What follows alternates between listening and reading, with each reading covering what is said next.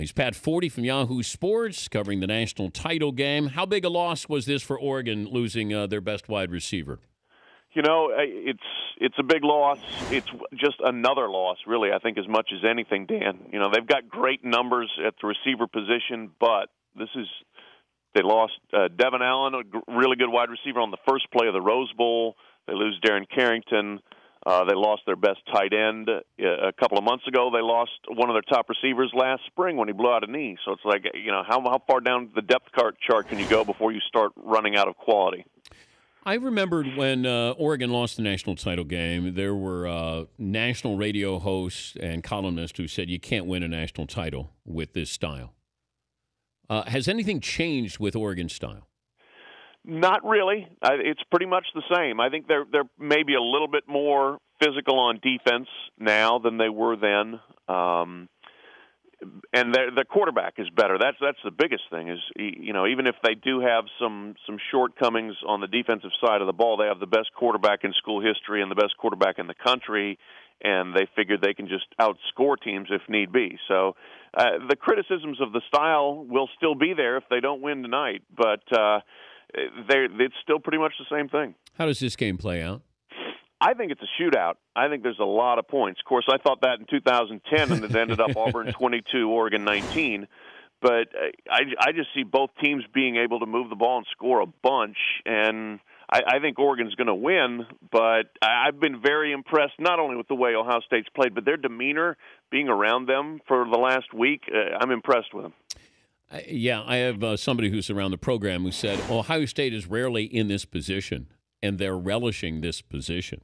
That they love the fact that, hey, we shouldn't be here. If there was no 14 playoff, we wouldn't be here. And everybody says Oregon's going to blow us out. Bring it on.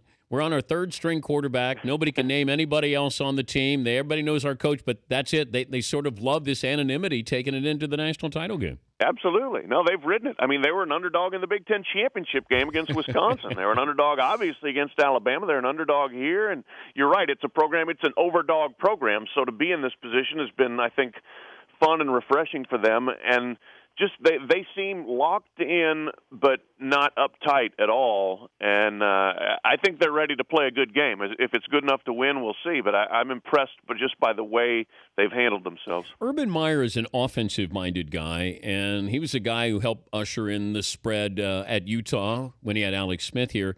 And I had him on last week, and I'm curious, as an offensive-minded guy, looking at Oregon's offense, if he can help translate that to his defense to help them not shut down, but maybe control this Oregon offense. Yeah, I think so. I mean, I think he has very good insight into what Oregon does, because it is similar, and he spent a lot of time with Chip Kelly the year he was out of football. When he was working for ESPN, he spent time with him, and I think he realized that's kind of the next advancement of his offense, of the spread offense he helped kind of introduce. And I'm sure there's been a whole lot of communication between the offensive staff and the defensive staff of what they're going to face. The future of Braxton Miller and J.T. Barrett with Cardale Jones, how great he's been. Yeah, I think Braxton Miller is a transfer for sure, because he's going to be able to graduate and be eligible immediately. J.T. Barrett, they love J.T. Barrett. They really do. Everything about him, the intangibles. I would expect him to come back and there to be one heck of a competition to see who is the starting quarterback in the spring. Man. And then maybe after that, somebody transfers. But I think they definitely want to keep Barrett around. What if Braxton Miller transferred to Michigan? You're so provocative. What an idea there. That would be really interesting. You know, I don't know whether he fits what Jim Harbaugh wants to do, but he's a heck of an athlete, and putting him out there, holy cow. I think there's been one transfer before, an offensive lineman between those two schools, and that almost caused a communal nervous breakdown. Transfer a star quarterback, that would really be something. All right, so you got Oregon winning tonight? Yeah, in a shootout. Yeah. Close?